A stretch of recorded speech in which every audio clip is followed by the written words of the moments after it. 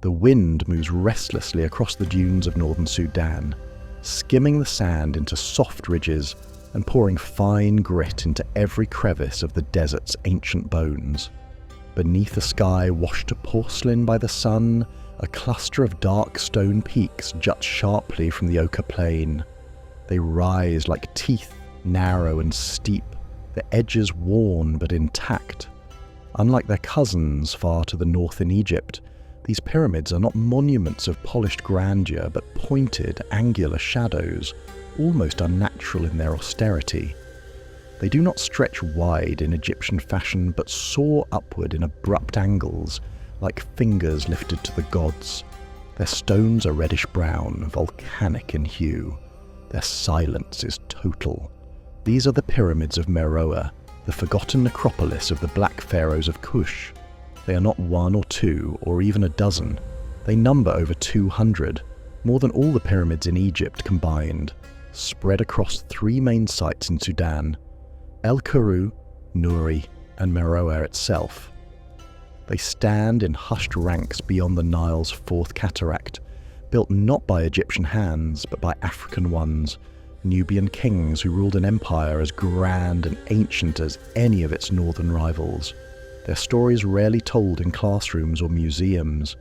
Their names, Piye, Taharqa, Shabaka, seldom echo in the same breath as Ramses or Tutankhamun, and yet their reign carved deep furrows into the history of the Nile, reshaping the map of ancient power and planting, for a fleeting time, the pharaoh's throne on African soil. Long before these pyramids were built, the land of Nubia had been the south's frontier. Egypt looked to it as a source of labor, gold, ivory, and cattle.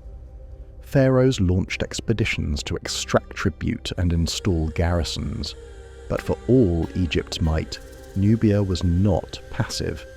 From the shadows of conquest grew a line of kings who studied the pharaoh's rituals, absorbed their iconography, and, when Egypt itself fell into disunity, claimed the divine crown for their own.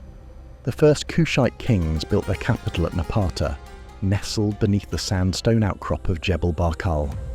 To the Egyptians, this sacred mountain had long been a symbol of the god Amun. To the Nubians, it became the new axis of legitimacy. Around its base, they built temples, adopting hieroglyphs and titles, borrowing the stately visual language of pharaonic power, while infusing it with local memory. Lion gods, black granite statues, and Nubian deities worshipped in dark sanctuaries beyond the cataracts. It was from Napata that Piye, a warrior king of Kush, marched north in the 8th century BCE, determined not just to imitate Egypt, but to rule it. The northern delta was fractured, its cities ruled by petty kings and Libyan warlords. Piye advanced steadily, his army bolstered by Kushite cavalry and fierce desert troops. He took Memphis, he captured Heliopolis. On stele carved in elegant Egyptian script, he described his campaign not merely as conquest but as purification, a return to order. He bathed in the Nile after each victory. He entered temples barefoot. He crowned himself not as a foreigner, but as the legitimate pharaoh, chosen by Amun. Piye returned south after his triumph, content to rule from Napata, but his successors would not be so distant. Shabaka, his brother, moved the court to Thebes and established the 25th dynasty, the first time in history that black African kings ruled all of Egypt. For nearly a century, Kushite pharaohs presided over both lands, reviving ancient rituals, restoring crumbling temples, and asserting a vision of pharaonic piety that the Egyptians themselves had begun to forget. They were deeply devout, commissioning colossal statues of themselves as kneeling kings in servitude to Amun. They built in sandstone, dressed in the curled wigs and kilted robes of traditional pharaohs, but beneath their formal costume lay Nubian pride, broad-nosed, full-lipped features, powerful limbs, and an unmistakable African lineage carved into granite. Taharqa, the most celebrated of them, ruled for nearly 30 years during the height of the dynasty. He fought the Assyrians in the Levant. He built temples at Karnak and elsewhere. He oversaw trade, agriculture, and military expeditions. Yet his reign was not secure. To the north, the Assyrian Empire gathered its forces. With brutal discipline, they advanced down the Nile, sacking cities, scorching fields, and driving the Kushites back toward their homeland. Taharqa died in Nubia, his dream of a united Nile undone. His successors returned to Napata and eventually moved farther south to Meroe, near the Sixth Cataract. The desert here is deeper, the Nile narrower, but the kingdom endured for centuries more. And it was in these southern fastnesses that the pyramids were built, not as imitations of Giza, but as something altogether unique. The pyramids of Meroe are narrow and sharply angled, rising above square chapel bases carved with religious reliefs. Their interiors are often simple, a single burial chamber hewn into bedrock, where kings and queens were interred with goods, weapons, jewellery and offerings. Around them, mortuary temples bore scenes of rulers offering incense to Amun, Osiris, and a host of Nubian gods. One finds lion-headed deities, sun discs, and serpents, all part of a theological system that blended Egyptian iconography with deep African roots. Most of the pyramids were built between 700 BCE and 300 CE, a span that saw the Kushite kingdom evolve into a distinctly Meroitic culture. The hieroglyphs gave way to a new script, the Meroitic alphabet, still only partially understood. Temples began to reflect indigenous themes. Queens or Kandakes wielded unprecedented power. In reliefs they are shown riding in chariots, wielding swords, presiding over ceremonies. Some were buried in pyramids larger than their male counterparts. One of the most famous was Amanirenas, who led resistance against the Romans in the 1st century BCE after Augustus tried to extend Roman control into Nubia. Her army marched north, sacked Roman forts, and famously brought back the bronze head of Augustus's statue, which she buried under a temple threshold so that all who entered would trample the emperor. Today, the pyramids remain. At El Kuru, the oldest royal necropolis, low mounds mark the buried remains of early Kushite kings. Some pyramids collapsed long ago, others stand as jagged triangles on the sand. Beneath one, a stairway descends into a chamber painted with stars, where a ceiling fresco shows the goddess Nut arching over the king's soul.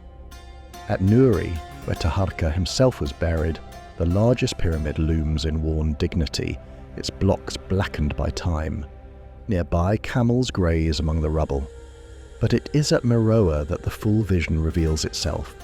There the royal cemeteries stretch across the dunes, narrow peaks rising in neat lines, their shadows falling across cracked stone and forgotten offering tables.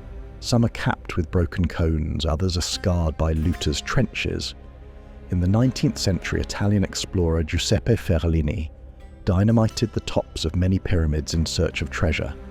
He found some: golden jewellery, filigreed crowns, inscribed rings, but much was lost. Today, only fragments survive: bracelets in Berlin, figurines in Khartoum, scattered pieces in the British Museum. The sites themselves remain largely unguarded, subject to weather, erosion, and the patient encroachment of sand. Still, they endure. The desert wraps them in silence, and the wind carves their edges like sculptors of air. No roads lead directly to them. Tourists are few. There are no towering crowds, no light shows, no tourist shops selling miniature replicas. Only footprints in the sand, blown away by nightfall. To visit the pyramids of Sudan is to step outside the common narrative of history.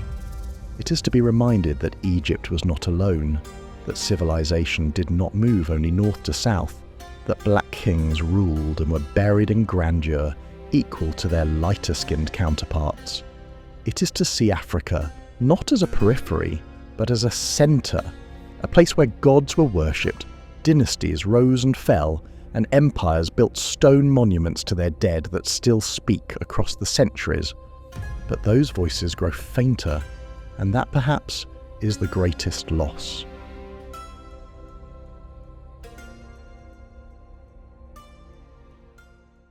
In the high reaches of the Indian Himalayas, where the winds cut lean and sudden through silence, and the snow lies in sheets that glint like hammered silver, there is a lake that does not behave like other lakes.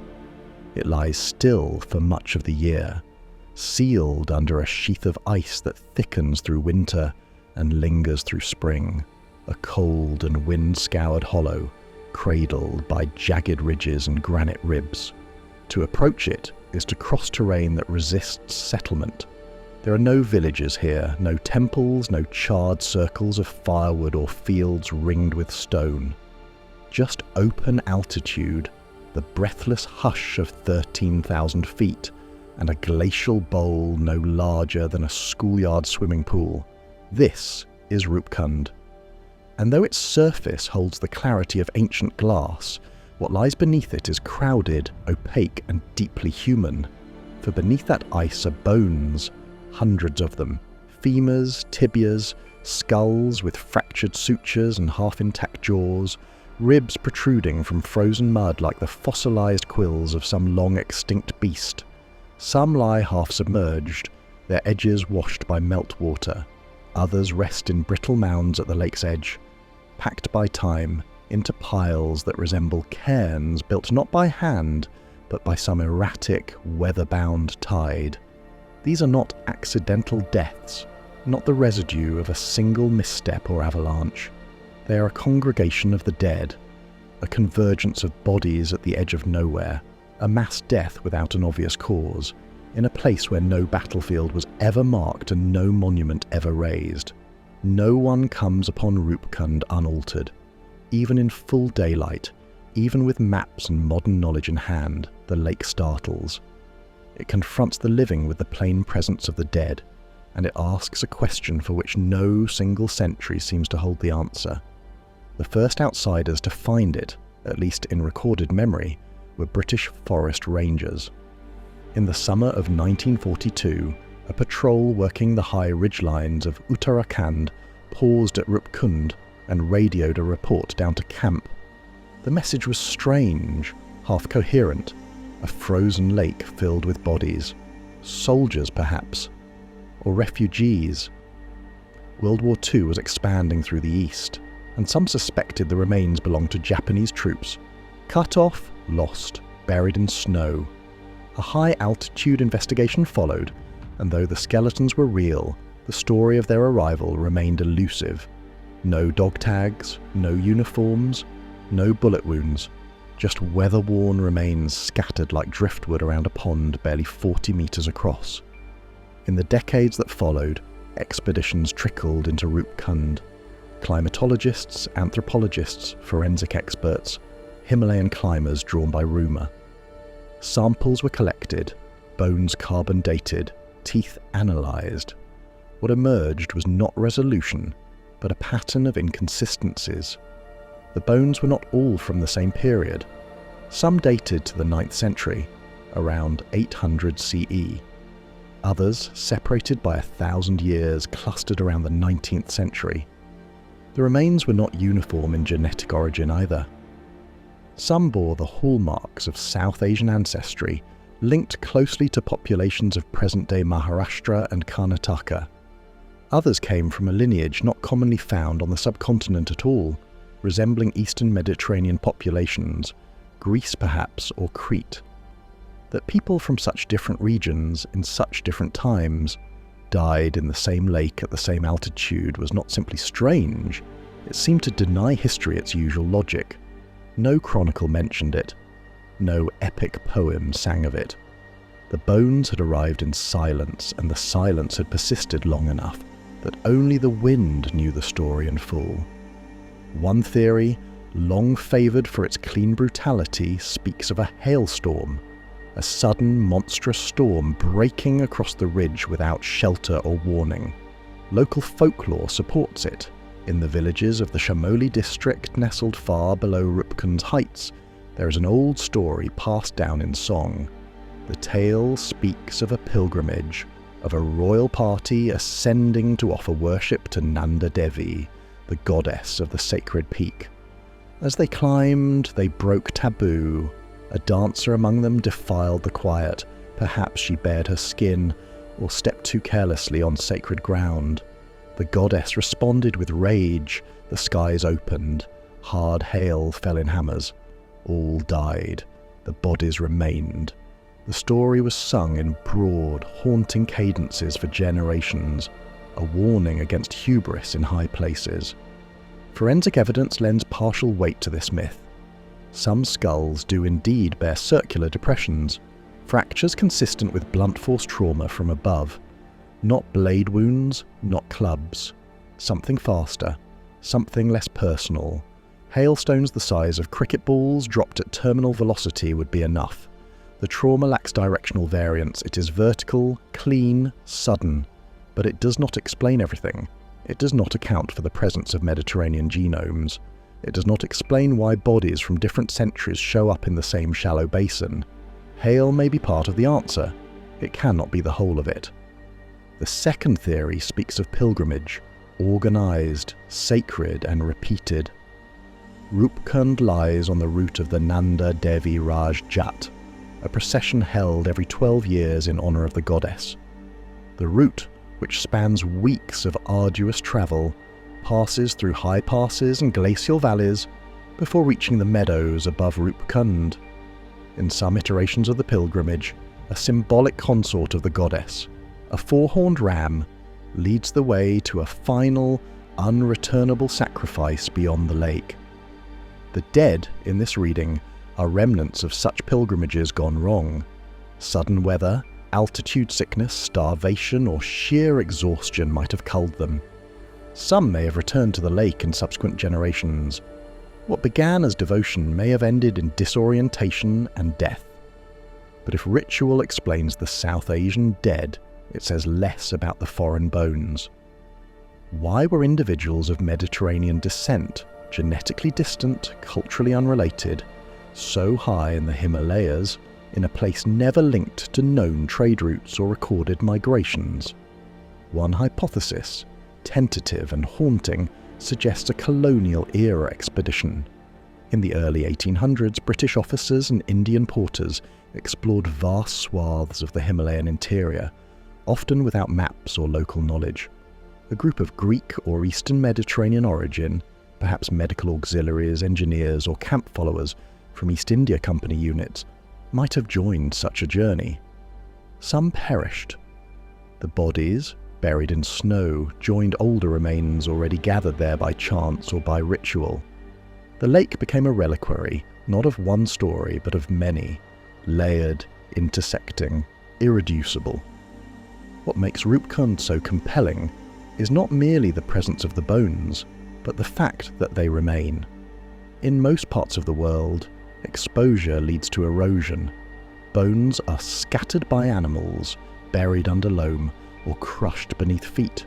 But Roopkund is different. Its isolation and altitude mean that there are no scavengers. The cold slows decomposition. The ice seals time in place. When thaw comes, the bones rise gently from the melt like artifacts drawn from a glass case. They lie there, sun-warmed and silent, offering themselves without invitation. And they are remarkably intact. Femurs still rest beside pelvises. Teeth remain in skulls. In some cases, hair survives, dark, matted, twisted by water, but still distinguishable as human. Fragments of clothing cling to joints. Wooden artifacts, iron implements, leather cords, perishable materials endure.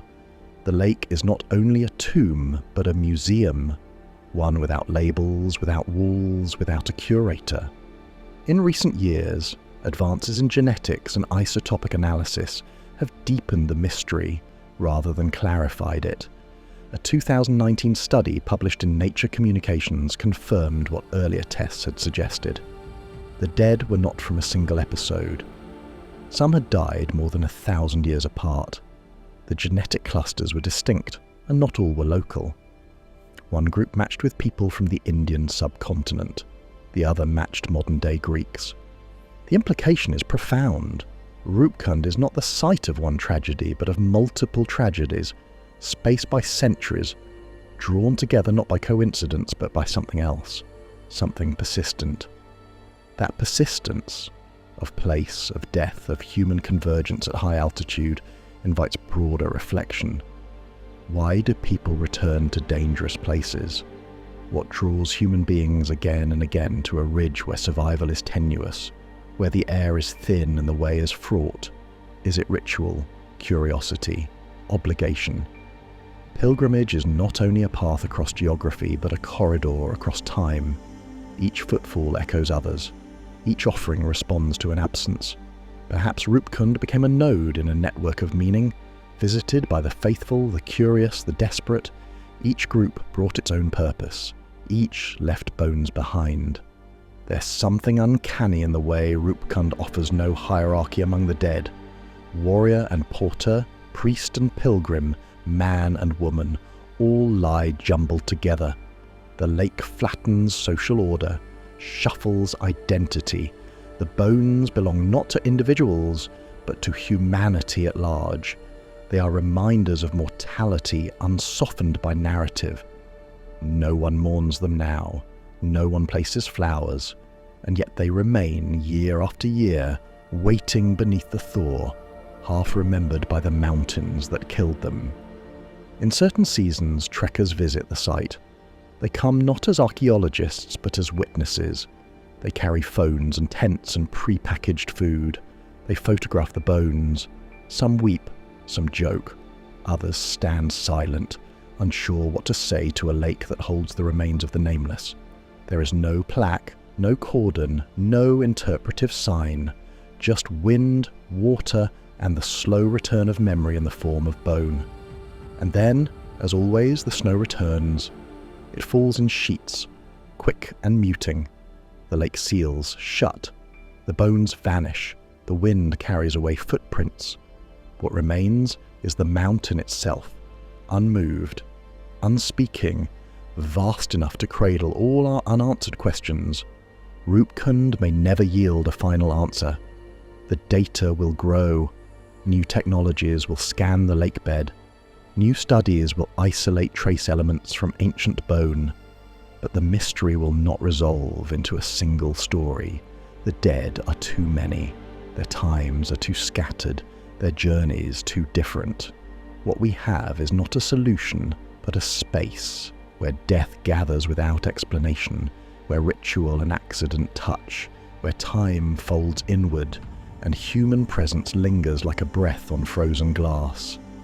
In this way, Roopkund is not an anomaly. It is a mirror.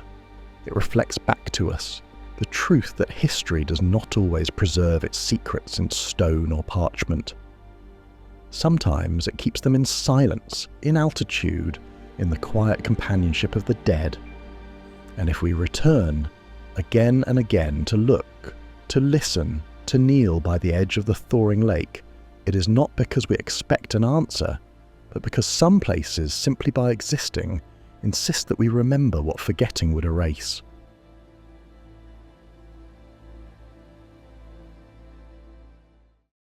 In the westernmost edge of China's Qinghai province, where the mountains lean into the sky with an austere silence, and the air is thin enough to cut thought in two, there lies a place that few visit and fewer understand. The foothills of Mount Baigong rise from a lifeless basin fringed by salt flats and wind-scoured rock, a lunar plain of solitude where even shepherds seldom tread. To the south glitters Lake Toson, pale and briny, its waters receding year by year as if in retreat from what lies nearby. There, half buried in dust and mystery, the so-called Baigong pipes emerge from the heart of a pyramid-shaped hill. The local people have long called this place Sacsayhuamán, the mountain of the immortals. In the heatless daylight of the high-altitude plain, the hill is unremarkable at first glance, a low trapezoidal rise of rock and rubble, its slopes littered with scree. Yet embedded within its flanks are rust-coloured tubes, some thick as a man's thigh, others thin as a root, crisscrossing through the stone like the capillaries of a fossilised organ. Some protrude at angles from the hillside, broken open to reveal hollow interiors. Others dive straight into the rock as if bored by ancient tools. At the summit, a cave yawns like a wound, its entrance partly collapsed, the inner darkness veiled by dust and superstition. Inside, more pipes vanish into the stone. They are not recent. This much is certain. Surveys taken in the early 2000s found that many of the tubes had become partially mineralized, as though they had undergone a long, slow alchemy with the surrounding strata. Geologists have noted that the pipes contain ferric oxide, silicon dioxide and calcium oxide, and that some feature organic material suggestive of ancient plant matter. Others claim that 20 to 30% of the material defies identification. The structures are not aligned with any known utility or mining operation, nor do they conform to the engineering practices of any recorded Chinese dynasty. There are no carvings, no inscriptions, no offerings, no tomb markers. No roads lead here, no ruins lie nearby. Local folklore tells a different story. In the small settlement of Delingha, elders speak in hushed tones of sky people who once descended to this plain in silver ships, of stars that fell and never rose, of mountain voices that echo at night when no wind blows. The tales predate the People's Republic, predate the Qing, and may reach back to the Mongol invasions. They speak of an age when this high desert was not desert, when it teemed with life and mystery, when the mountains glowed at dusk and strangers walked among men. Shengxian Ya, in these stories, was not a mountain at all, but a temple or a gate, a place built not by hands, but by will. When the Baigong pipes first caught the attention of the modern world, it was not scientists but anomaly hunters who came. Articles circulated in fringe journals and tabloid pages. Alien relics in the Chinese wastes. Pipes of the sky gods. Ancient reactors beneath the desert. Photographs showed the rusting tubes, half embedded in stone, with no sign of machinery or purpose. Some speculated they were remnants of a lost civilization that had mastered metallurgy in the Paleolithic. Others claimed they were the detritus of a crash, a buried spacecraft whose systems had fossilized into the bedrock. One theory proposed that the pipes had once carried water to a subterranean habitat beneath the mountain, hidden from the harsh surface. Another imagined the tubes as part of a power grid, drawing energy from geothermal veins or unknown sources. No explanation satisfied all the details. The official response was more measured. Chinese geologists conducted limited surveys. Their findings acknowledged the strangeness of the pipes, but posited natural causes. Some claimed the structures were the result of iron-rich magma seeping into fissures, cooling and hardening into pipe-like forms. Others suggested that tree roots, long since petrified and replaced by mineral deposits, had created hollow casts that resembled tubes. Both theories are plausible, yet neither fully accounts for the regularity and layout of the formations, nor the fact that some pipes penetrate solid rock at angles that defy simple erosion or root growth. The cave at the summit complicates the matter further. Its floor is partially collapsed, and beneath the rubble lies a matrix of shattered pipe ends, as if the chamber once held a network now broken by time or violence. Inside, the silence is overwhelming. Visitors who step into the cave report an uncanny stillness, as though sound itself withdraws. Light behaves strangely on the stone. Shadows seem to bleed and objects lose their edges in the dimness. One researcher described a faint hum, barely audible, like a low vibration that could be felt more than heard. Instruments recorded nothing. Others reported nausea, disorientation, the sensation of being watched.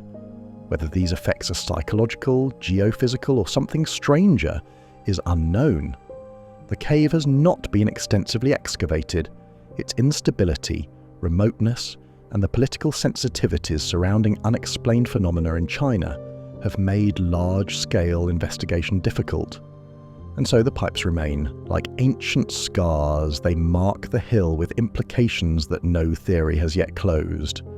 They resist categorization, too regular to be random, too anomalous to fit cleanly within natural formation, too lacking in context to support a lost civilization. They sit between disciplines, between myth and science, between artifact and illusion. This ambiguity is their power. The Baigong pipes and the hill that shelters them challenge the narrative of a linear progress. They suggest, if not an answer, then a question. What has been forgotten? What lies buried not beneath meters of earth but beneath habits of thought? In the absence of resolution, the tomb hill of Baigong has become a mirror. Believers in ancient aliens see in its rusted arteries the remains of cosmic visitors. Historians of the occult see another node in the global lattice of sacred sites tied to vanished knowledge.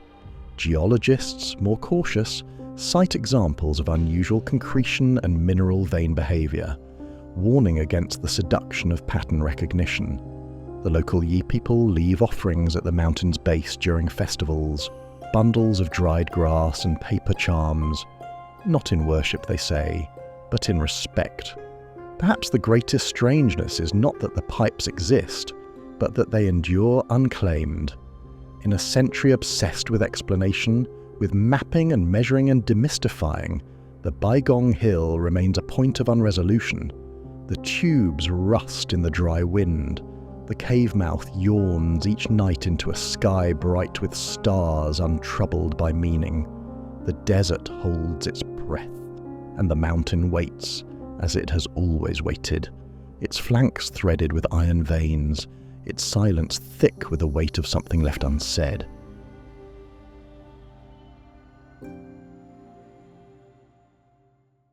In the brittle hush of a tomb near Saqqara, where the limestone walls had held back centuries of sand and silence, a curious object lay tucked among the detritus of the dead. It was not wrapped in linen, nor nestled in gold. It bore no cartouche, no protective spell, no name of a king. Carved from a single piece of sycamore wood, no longer than a man's forearm and featherlight in the hand, it was shaped like a bird, but not like any bird found in Egypt's marshes or cliffs. Its wings stretched straight and flat, unadorned and uncurved. Its head turned gently downward, more abstract than animal, and its tail, unlike that of any living creature, rose vertically, a stabilizer more than a flourish. It was, to the untrained eye, a child's toy, but to those who came after, it was a riddle. The Saqqara Bird, as it came to be known, was first unearthed in 1898 by a French archaeologist, Khalil Messiha, working amid the sprawling necropolis of Memphis, where generations of Egyptian elite had been buried beneath stepped tombs, sunken shafts and crumbling mastabas. It was catalogued without fanfare, shelved beside model boats and funerary furniture, another relic among thousands. No one could say who carved it or why, but it dated by proximity to around 200 BCE, late in Egypt's dynastic arc, when foreign rulers sat on the throne but old beliefs still governed death. It was not until the 1960s that the bird drew serious attention. By then, aviation had transformed the modern imagination, and in a world of jet engines and lunar probes, the carved wings of an ancient glider took on a different weight. Scholars noticed details that defied casual dismissal: the precision of its symmetry, the smooth airfoil-like curvature of its wings, the vertical rudder suggestive of flight stabilization. Some began to ask what others would not. Was this merely a child's plaything, or a fragment of forgotten science? Did the Egyptians, whose pyramids aligned with stars, whose solar temples charted the heavens, understand something about the sky that history had overlooked?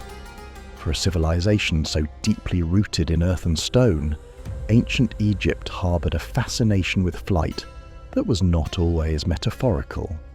The soul, in their cosmology, moved upward, becoming a baybird, fluttering between the tomb and the gods.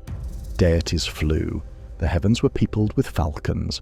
and the afterlife unfolded in a celestial field navigated by wind and oar. The sky was not merely backdrop, it was a realm, charted and traversed. Pharaohs journeyed through it in solar barges. The dead rose into it on stairways of ritual and winged incantation. To look up in ancient Egypt was not to imagine escape, but to envision home. The question then becomes, where between myth and mechanism does the Saqqara bird belong? It measures 14 inches in length with a wingspan just under 18 inches. Modest dimensions, but enough to catch an updraft. It is made of sycamore, the sacred tree of Nut, goddess of the sky, a wood revered for its softness, its workability, and its spiritual resonance. Carving is smooth, unpainted and unmarked, save for a faint vertical scar on its underside. Perhaps the remnant of a mounting post, perhaps something else.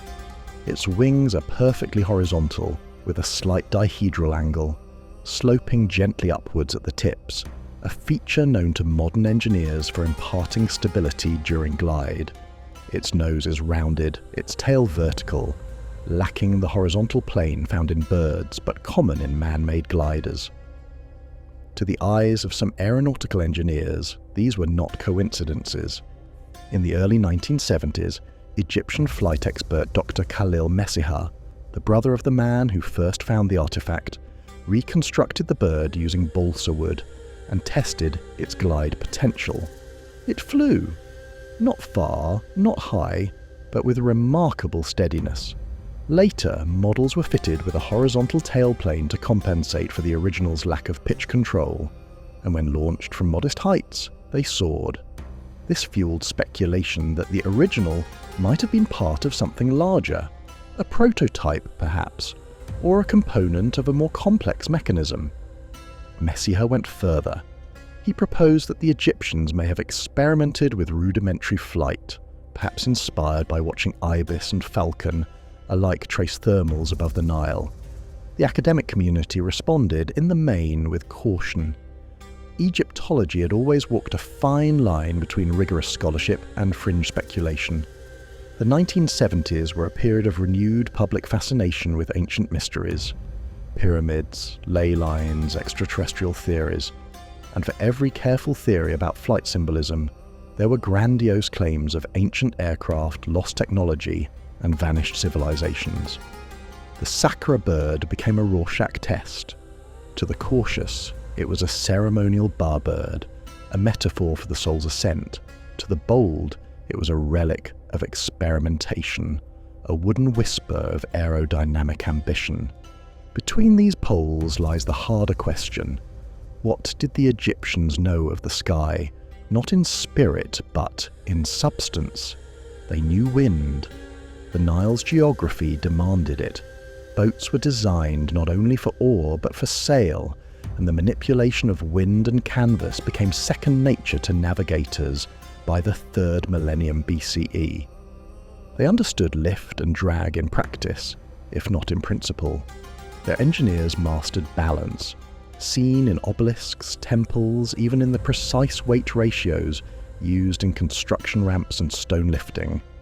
And their architects worked in tandem with cosmic order, temples aligned with solstices, pyramids with cardinal points, shafts aimed at the circumpolar stars.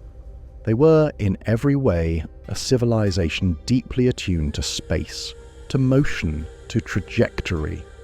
Could such a people, so embedded in spatial thinking, so obsessed with the soul's ascent, have sought to mimic flight in form? It is not a simple question. The Saqqara bird lacks inscription. No accompanying papyrus, no textual mention, links it to flight explicitly. If it was a glider, it is the only one known. No other aerodynamic models have been recovered, no launch devices, no references in surviving technical scrolls. It stands alone, yet singularity is not disproof. Egypt's dry climate preserved much, but not all. Organic materials, even sacred ones, vanish with time. Tombs were looted, burned, scattered. One could as easily argue that the bird is a survivor, not an outlier. Its tomb context is also ambiguous. It was found not in the burial of a king or high priest, but in a relatively modest shaft. This suggests it was not a state commission nor a ceremonial object of the highest order. But even the humble had spiritual needs, and in Egyptian burial practice even simple models of boats, animals, dancers could carry symbolic weight. A wooden bird might represent the bar, the soul's mobility. But then, why not depict it with wings swept back, with tail feathers flared in naturalistic shape? Why craft an avian form so abstract, so mechanical? There are other anomalies. The lack of a horizontal tail renders the object unstable in pitch. Modern gliders correct for this with tail planes. Yet such a design could be intentional if it were mounted atop a stick or pole, designed to spin or float as part of a ritual toy or weather vane. It may not have been meant to fly unaided. It could have been launched from a sling or thrown by hand. The vertical tail might have aided spin stabilization, or it could have been purely symbolic. Flight, not in air, but in meaning. Some have drawn comparisons to other ancient cultures. In Colombia, the Quimbaya artifacts, golden models with swept wings and upright tails, resemble modern jet planes to some eyes. Others see stylized birds, insects, or fish. As with the Saqqara Bird, meaning is elusive. Ancient minds did not draw lines between science and symbol as modern ones do. A model might be both a toy and a prayer. A carving might be both mimicry and metaphor. But Egypt's fascination with the sky is indisputable. Solar barges were interred beside pyramids, massive cedar crafts never meant to sail, but to carry the king through the heavens. The pyramid texts speak of the pharaoh becoming a falcon, of leaping into the air, of ascending on wings. The tomb of Rekhmir depicts a scene where men craft kites, perhaps as part of a ritual, perhaps to raise sails or banners. Some scholars believe the ancient Egyptians used large kites to lift stones or obelisks, harnessing wind in practical ways. If so, they would have understood tension, lift, and resistance not as abstract concepts, but as tools of labour and ceremony alike. And then there is the question of memory, of what civilizations lose and what they remember. Technological knowledge is not a straight line. It is a flame, carried and sometimes dropped. The Antikythera mechanism found in the sea off Greece revealed a mechanical understanding of planetary motion unknown for over a millennium. Roman concrete outlasted modern equivalents. Chinese engineers developed seismographs in antiquity, only to have the designs forgotten. Egypt, with its 3,000 years of dynastic churn, its foreign occupations, its slow cultural erosion under Rome and Byzantium, would have lost much. That a single aerodynamic model survived at all may be a statistical miracle. In this light, the Saqqara Bird becomes something more than an object. It becomes a possibility. Not proof, but provocation. It asks whether our assumptions about ancient limitations are themselves limited. Whether the line between magic and mechanism was ever as firm as we suppose. Whether a people so devoted to the sky might not have reached for it, not in myth alone, but in craft. It is tempting to conclude with certainty, but the bird resists this. It remains, after all, a fragment. No twin has been found, no flight manual unearthed. It floats in our understanding as it perhaps once floated in air, briefly, beautifully, and then down again. Yet the questions it raises echo. What knowledge once filled these wings? What hands launched it skyward? What was remembered, and what, by war, by time, by forgetting, was allowed to fall? And if somewhere beneath Saqqara's sand, or in a sealed tomb yet unopened, another model waits, what might it show us not only about ancient Egypt, but about the reach of human imagination when it looks to the sky? For now, the Saqqara Bird sits in a glass case at the Egyptian Museum in Cairo. Visitors pass it daily, unaware, but those who pause, who look not at its size but at its shape, sense the dissonance. They see a thing that is not quite natural, not quite symbolic, and not quite explained. And in that dissonance, in the silence of carved wood and the whisper of vanished wings, the past breathes, not as a solved equation, but as a mystery in flight.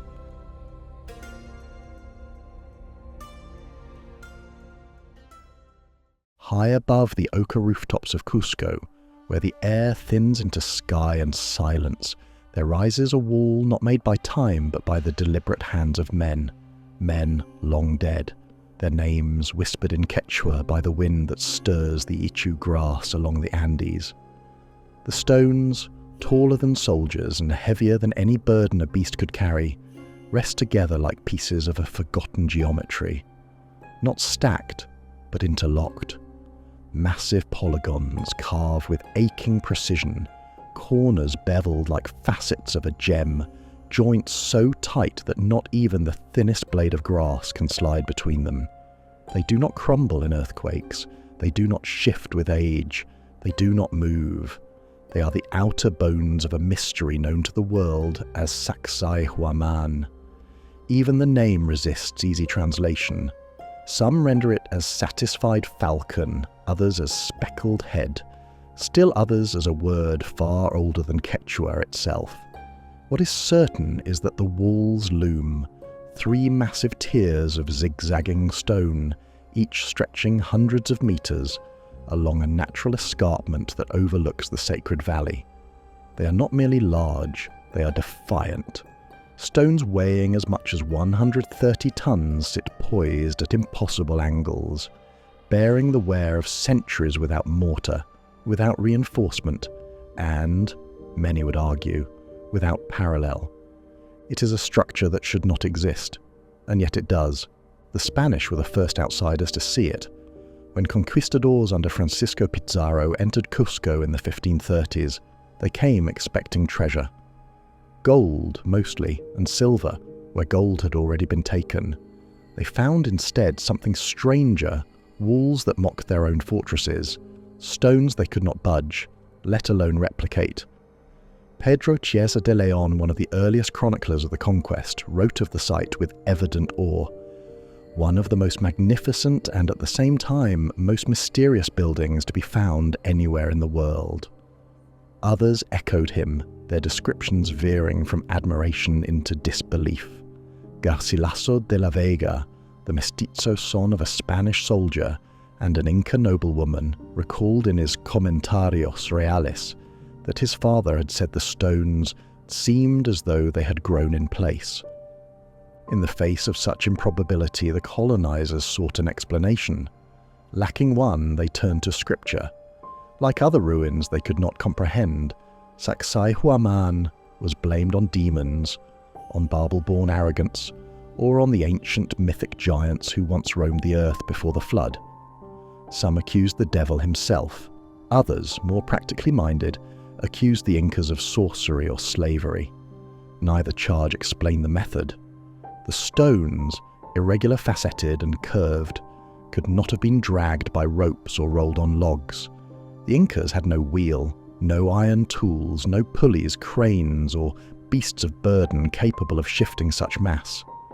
Yet the walls stood. They still do. Modern visitors encounter the site as an open field of terraces and monoliths, accessible by bus, foot, or the winding Inca road that climbs past Cusco's last tiled roofs. Vendors sell coca leaves and alpaca wool at the entrance. Children chase shadows across the grass. But the closer one walks to the wall, the quieter the noise becomes. Something in the scale compels stillness. Each block is unique in shape, yet somehow nestled among others with seamless fit. There are no patterns, no repetitions of square or angle. The joints curve and taper. The faces are convex. The walls lean slightly inward, forming a shallow trapezoid that grants them seismic resistance unmatched even today. Archaeologists agree on that last point. Cusco, rattled by countless tremors and a major earthquake since the 16th century, has seen its colonial buildings crack and tumble more than once. But the walls of Sacsayhuamán remain, not just standing but unmoved. Their ability to absorb shock without shifting has prompted modern engineers to study their form for insights into sustainable architecture. The Inca, it seems, built not just for glory, but for forever. And yet, even among scholars, debate endures. Some assert with confidence that Sacsayhuamán was an Inca fortress, begun during the reign of Pachacuti, the 15th century emperor who reshaped Cusco and expanded the empire from Ecuador to Chile. His engineers, they argue, used bronze chisels, wooden levers and sheer manpower, tens of thousands of conscripted labourers, trained and organised along imperial lines to cut and place each stone. A daunting feat, but one not without precedent. The Incas, after all, built Machu Picchu atop a knife-edge ridge, aligned solstice markers with celestial precision, and constructed roads that still stretch across South America. But others are not so certain. There are those who argue that the scale and technique on display at Sacsayhuamán surpass even the known capabilities of Inca masonry. At sites like Ollantaytambo and Puma Punku, similar megaliths appear, cut with equal precision, yet showing signs of erosion older than Inca memory. Local Quechua legends, transcribed in the early colonial period, often speak of a time before the sun, when the land was inhabited by viracochas, giants or sages with powers greater than human. They taught the ancestors how to shape stone, how to read the heavens, and then disappeared into the lake, the mountains, or the sky. It is tempting for some to see in Sacsayhuamán a vestige of this lost knowledge. One thread of speculation ties the site to a lost pre-Inca civilization, whose techniques were later inherited or imitated by the Incas themselves. No clear archaeological evidence supports such a predecessor, but neither has it been ruled out. Radiocarbon dating is difficult with stone. The best we can do is date nearby organic material. And while Inca pottery and tools have been found at the site, no definitive inscription records who began the work or when. What we have is silence. The mystery deepens when one considers the layout. The three-tiered walls form a zigzag pattern, like a lightning bolt stretched across the slope. From above, they appear to trace the outline of a puma's head. Cusco, in Inca cosmology, was said to be shaped like a puma, with Sacsayhuamán forming its crown. The city was not merely a seat of power, but a living symbol, a microcosm of the universe, mapped in stone. Roads radiated from it like veins, connecting temples, shrines, and sacred peaks known as huacas.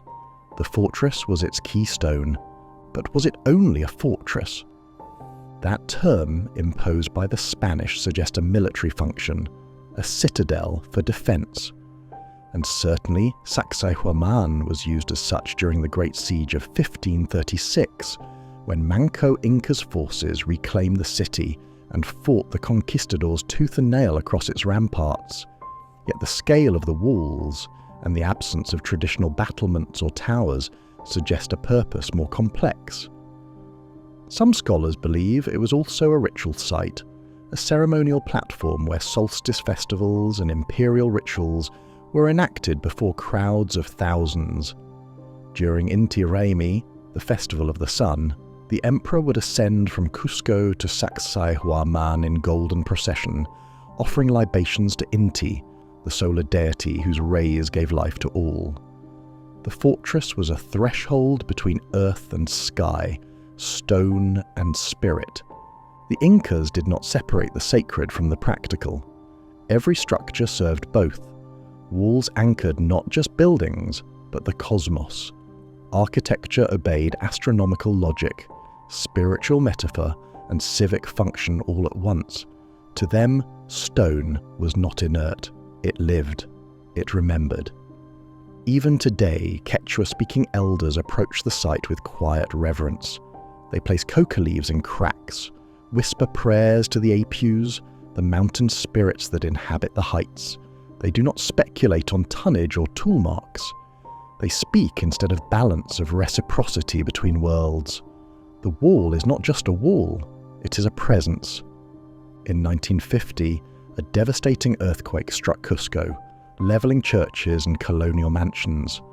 As the rubble cleared, archaeologists found, beneath the collapsed facades, Inca foundations, still intact, still level, as though waiting patiently for the city to remember its origins. The incident sparked a renaissance in the study of Inca architecture and lent new urgency to the question of how these structures had endured. Engineers proposed answers.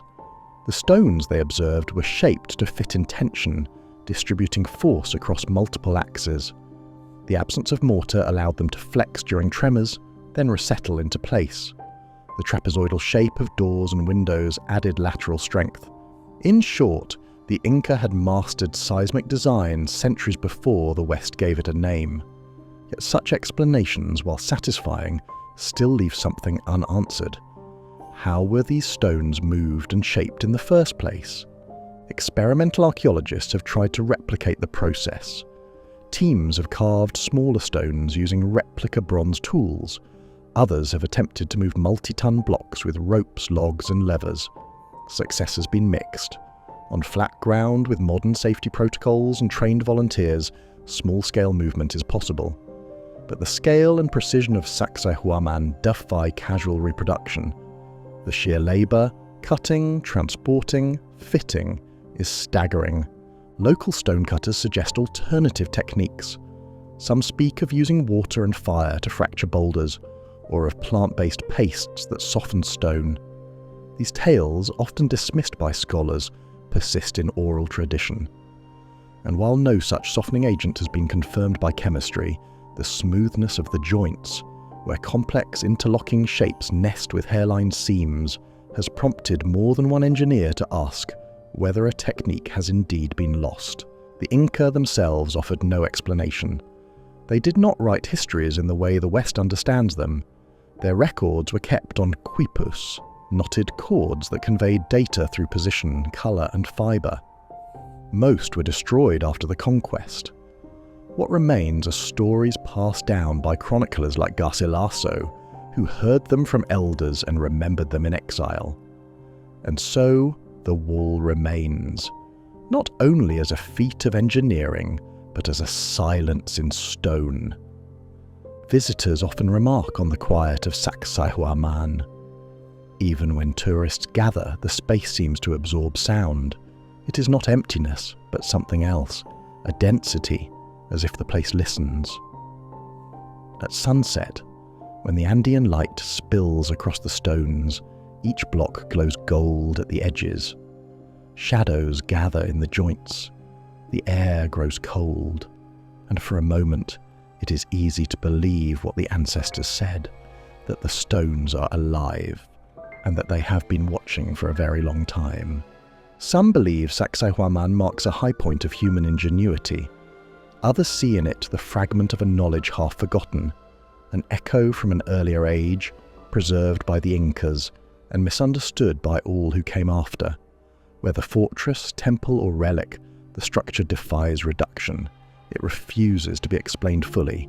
It offers instead a challenge to see not only what stands, but what endures, to ask not merely how the wall was built, but why it has never fallen. For in the end, Sacsayhuamán is not just a marvel of the past. It is a presence of the present, a stone testament to a civilization that understood something we have not yet remembered. In the way it holds silence, in the way it withstands time, in the way it remains, unmoved as the world shifts around it. And perhaps that is its greatest mystery of all.